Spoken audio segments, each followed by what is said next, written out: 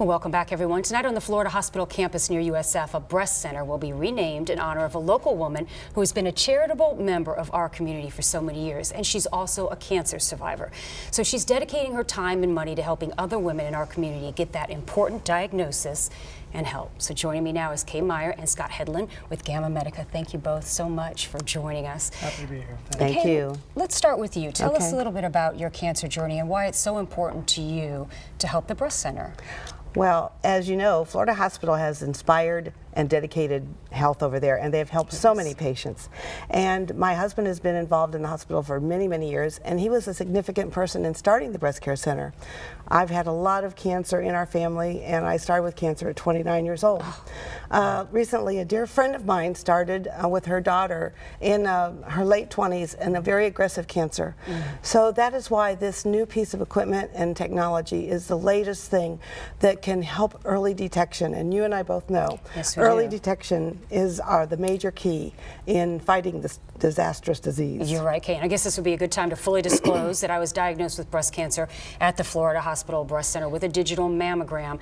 And so, Kay, this is your whole goal, right? To make sure that early tests and the best that we have available at the time is available for women, correct? Absolutely. And this is the latest technology, and that's the key. Well, why don't you tell us about it? What does it do? It targets, I understand, women that have denser tissue, and so sometimes a mammogram is difficult to read and the cancer difficult to find. How does it work? That's correct. So the big issue is that up to 50% of women have dense breast tissue, and that means they're 4 to 5 times easier to develop breast cancer. So the challenge is that on a mammogram, dense breast tissue is white, and cancer also is white on a mammogram. So what happens is dense breast tissue, the biggest problem is that it hides the cancer. It's like looking for a snowflake in a snowstorm.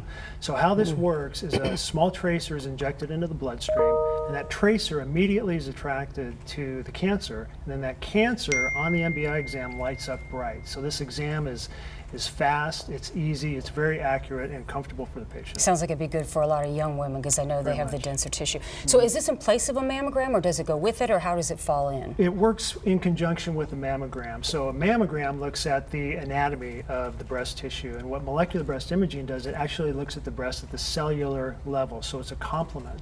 And there's 2 really big research studies that have been out there, one from Mayo Clinic, the other one from Medica Health in Toledo, Ohio.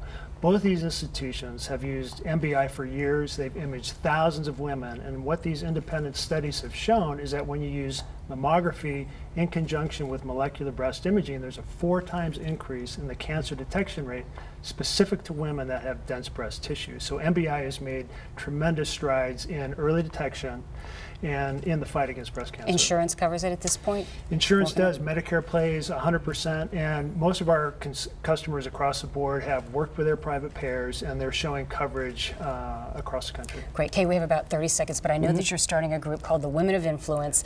I want you to tell our viewers what that is. Women of Influence is a great organization, a focus of women coming together to help our community with health issues. Each year we'll make a decision for a new technology, a new piece of equipment, and throughout the year we're going to have educational seminars, and we have our yearly annual fashion show that raises money for Breast Care Center. And please come out and join Women of Influence. We have a lot of fun at Florida Hospital Tampa. And I'll post a little bit later on how women can get involved if they'd like to. But thank you both for coming, and thank you for what all you've done for the community. We appreciate it. Thank you. So the renaming takes place at 6 o'clock tonight at the new Kay Meyer Breast Center on 3000 Medical Park Drive in Tampa. I'm going to post more info for you on my Facebook page. All you have to do is look for Fox 13's Linda Hurtado and like the page. Here's a live look outside right now. Meteorologist Jim Weber will have another check on your forecast when we come back, so stay with us.